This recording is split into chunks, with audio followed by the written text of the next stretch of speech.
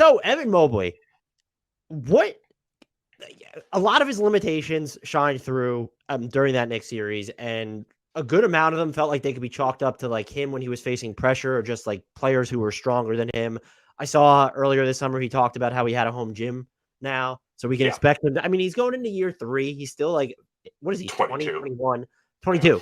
Like he's still young, so he will get stronger. What else, though, are you specifically sort of watching for with him entering this third year on the offensive end? Because like defensively, he's just it. I picked him as my defensive player of the year. So if I can get more brownie points from you after shitting on Jarrett Allen, I did say that you'll get some brownie points. Maybe if Mobley starts fouling a little bit more, he'll get that defensive player of the year. Yeah, it's funny because you look at the season Mobley had and start of the year. I thought it was encouraging that he was basically putting up the same production as his rookie year. With higher efficiency alongside adding a piece in Donovan Mitchell, right? Like, I think that goes to show just how malleable both he and Darius Garland's games are, that they didn't lose anything adding such a major piece. But then as the year progressed, JB put more and more on Mobley's plate as he got more comfortable, as he got stronger. And you look at the last, like, basically since the start of 2023, so January 1st, he was averaging 18 points per game on high efficiency. The playmaking numbers were coming up. And that's part of why I felt so confident going into that Knicks series. Like, we identified the areas of concern. Like, I feel like in our series preview, we hit on every way that the Cavs could lose the series. We just didn't expect it to be so dramatic. And I think if you play that series over a bunch of times, it probably is around 50-50 of who wins. But I think the majority of the time it goes longer. But Evan Mobley really struggled in that series. And I know everyone focuses on the 3 ball because, okay, that's the only thing that matters in today's game. But really, like, I think the most important thing is the mid-range game for him. Like, I would have him watching hours of Bam Adebayo footage, because I think if he's operating from the high post, if he's that hub in the short roll, that's where he can really, really be effective. And so often, like a lot of the times where he wasn't playing well and had that 0.08 points per possession in the short roll, it was indecision. It was Mitchell Robinson actually like sagging off of him and saying, yeah, hit that floater. And there were times where he's kind of in between the floater and the dunker spot pass that he usually throws to Jarrett Allen in those spots. With that indecision, all of a sudden the ball's hitting the backboard instead of the rim, right? Like, it was just one of those things where I think he needs to develop more confidence in those spots, because if you're really respecting him there, then all of a sudden his ability to put the ball on the floor and get to the rim really matters. His passing in those situations really matters. Having Max Strus as an option where now you're running a 3-man action with Garland, Mitchell, and Mobley, and Mobley has that kick-out option to Max Strus. He has the kick-out option to Darius, who's playing off ball in that spot, and he has the lob to Jarrett Allen, right? Like, I think him performing better in those spots is the biggest way he can advance his game, because the defense is already so high up there, and I think he's a good but not great passer, which I think is a fair way. I think that's a fair way to kind of even characterize Bam, but Bam has such a strong understanding of what he can and can't do and what the right play is. I think that's exactly where Mobley needs to get to offensively. I think the only thing I'd push back on is I actually think he's a great passer. When you were looking at the reads he was making last year and like the spacing that's around him during the regular season, and it felt like there was a lot more like, hey, live dribble stuff happening too than it was during his rookie year. And so I really think with the extra spacing, he's going to wind up, if he's not already a great passer, he will get there. I was surprised. I went back and I was watching a lot of like some of the elbow stuff in that series against the Knicks. It was just not pretty. And I'm wondering if he could benefit from being even quicker when it comes to like, if he knows that he's going to put the ball on the floor. He shot like 22% on his elbow touches in the playoffs, after in the regular season, he was at like 52 or whatever it was. Yeah. And so I'm watching that. And then you had mentioned the floater stuff too.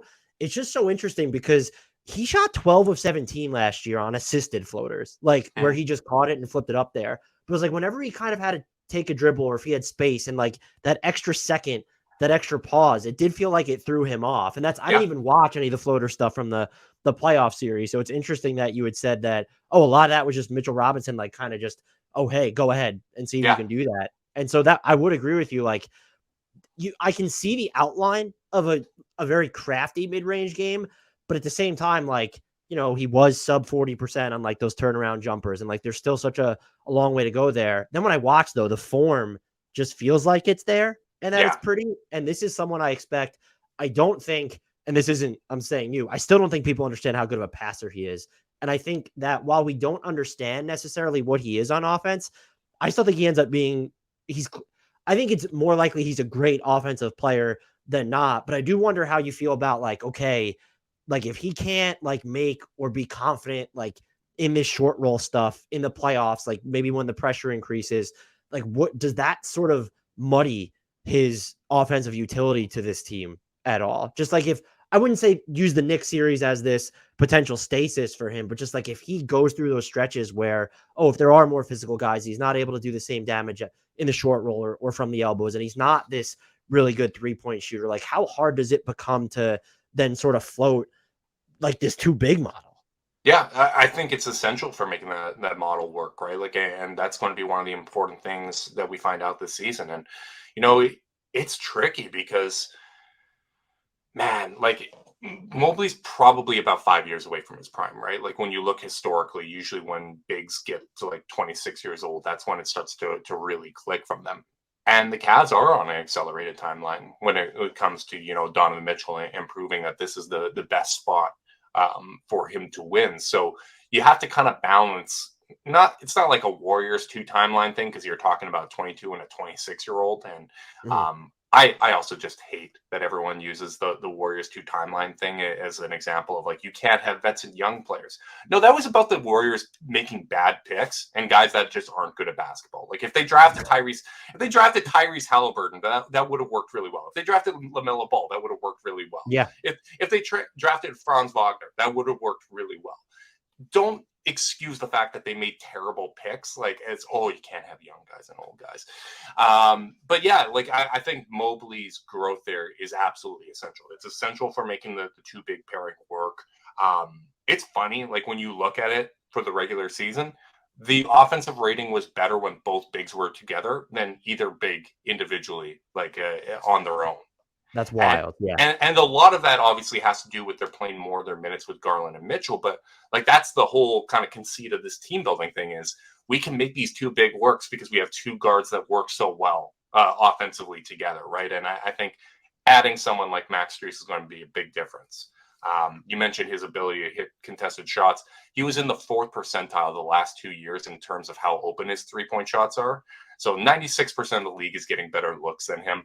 You look at like Jetty Osman, he was in the 87th percentile in terms of open looks. So either Max Strus is going to start getting more open looks or everybody else around him is going to start getting more open looks. So I'm very encouraged by that. But yeah, Mobley's going to have to make this work. If he's not there as a playmaker and if he needs more time, they're going to come up short again in the playoffs because they need to have that front court playmaker. And because they don't have the big playmaking wing, it needs to come from him at the 4. I think long-term, like you can question whether or not he and Jarrett Allen work, but I think long-term Mobley has to be a 4. Like he might close at the 5, but I do think that he is a power forward. I think that's the way that the game is trending.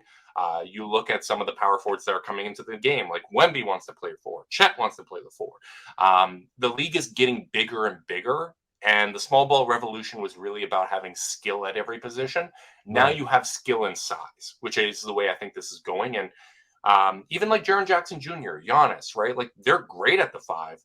But you still kind of have like that Steven Adams or Brook Lopez out there to eat those heavier minutes at the 5. So Mobley's growth, I think, is going to be the biggest storyline for the Cavs because I think if he's able to do even just what he did in the regular season in the playoffs, that makes a big difference. If he's able to take a step above that, this is a team that could actually be pretty damn dangerous.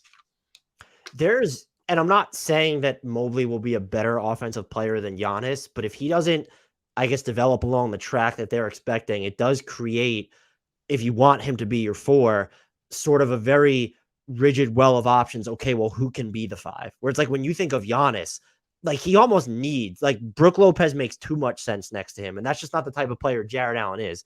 And so I think that's why it gets so interesting about the two big stuff. The final thing on Mobley, should we expect him to just like maybe increase his, I'll say like hub usage given that Ricky Rubio at least doesn't seem like he's going to start the season with the team. So like during those one guard lineups, there should be more opportunity for him. Yeah, well, with or without Ricky Rubio, that has to be the priority. Like I think Okay. one of the opportunities for growth from this team and this coaching staff is experimenting more in the regular season. Because I think in the regular season last year, especially with all the injuries they had, but they were just throwing fastball after fastball, right? Like, let's do what we do really well, and that's going to get us a lot of regular season wins. Whereas teams like Miami, as an example, like people say they didn't take the regular season seriously. I don't think that's true. I think what they did in the regular season was they were empowering different guys that they knew they needed to count on in the playoffs. So let's take some lumps in the service of development so that we're better prepared for the playoffs. So we have multiple styles that we can play. The Cavs need to take that approach with the regular season where, yeah, maybe you lose 2 more games because you're giving Mobley a lot of playmaking reps and you're trying to work on him as a hub. But that's going to help you in the playoffs. I think they're better prepared to play multiple styles, whereas last year they really only had that fastball. They had one thing that worked really, really well and a few actions off of it. And when you took away the effectiveness of that pick and roll play and kind of the 3-man actions they had, it really hurt them. So I think they found something last year where to start the year it was Mitchell and Mobley a lot of the time. And later, as the year progressed, it became Garland and Mobley. So Mitchell and Allen, which Allen's the better pick and roll player. He's the better fit with Donovan Mitchell. And Garland and Mobley was ridiculous. I think they had about a plus 12 net rating when they were on the court without Mitchell and Allen. Like that more than anything, I think is the core of this team. Like that's the heart and soul is those two guys together. And I think having Evan Mobley play as a playmaker in those spots is going to be really interesting.